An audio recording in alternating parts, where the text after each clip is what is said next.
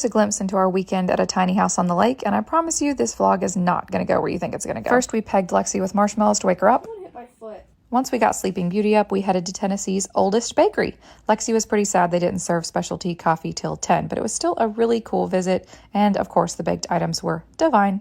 I grabbed some reading for the road, then we all suited up because it was time to hit the lake. We took a little walk down to the dock and then got in our kayaks and canoes and headed out onto the water for a very beautiful day. It was so nice to be out on the water. The weather was just beautiful. And honestly, Lexi and I did a lot of sitting and posing in our canoe. We convinced the boys to squad up for a little bit, but then they were off to play their own games in the water, which was mostly lobbing this ball around that they found at Dollar General. And then, of course, fighting over it, because what else do brothers do? There were a few wipeouts.